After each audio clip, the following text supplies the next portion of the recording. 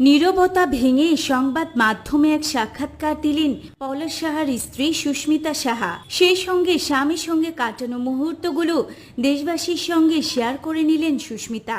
কালের কণ্ঠকে দেওয়া দীর্ঘ সাক্ষাৎকারে সুস্মিতা বলেন, আমাদের বিয়ে হওয়া 18 মাস হলো। এই 18 মাসের মধ্যে এমন কোনো দিন বাদ নেই যে আমার শাশুড়ি আমার সঙ্গে অশান্তি করেননি। আমি যা খাই, যা পড়ি কিংবা একটু ফোন টিপলেও উনি নানান কথা শোনাতো।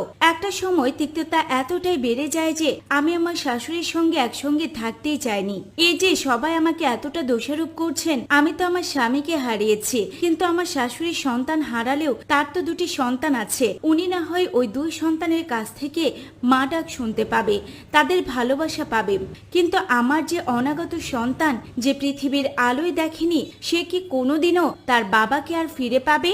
একটি বারের জন্য তার বাবাকে দেখতে পাবে? পলাশ দুনিয়া থেকে চলে গেল, কিন্তু আমাকে এই দুনিয়ার কাছে একটা অপরাধী বানিয়ে রেখে গেল।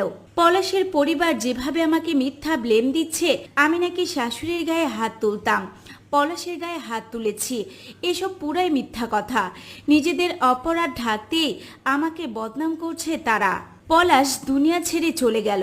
আমি যদি ভুলেও টের পেতাম সে এমন একটা কাজ করবে ডিপ্রেশনে গিয়ে, তাহলে সারা জীবনের জন্য শাশুড়ির গোলামি করতাম। এই 18 মাস বিয়ে হওয়ার সময়ে আমাদের নিজেদের ব্যাপারে কখনোই পলাশের সঙ্গে আমার ঝগড়া হয়নি।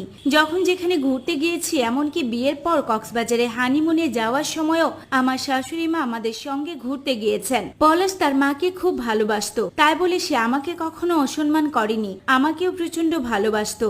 তার জীবনে একটাই কথা ছিল, আমার মা যেমন আমার জান, তুমি আমার প্রাণ, আমি তোমাদের দুজনকে ছাড়া বাঁচবো না। তার মা সব সময় আমাকে ছেড়ে দেওয়ার জন্য মানসিকভাবে চাপ দিচ্ছিল পলাশকে।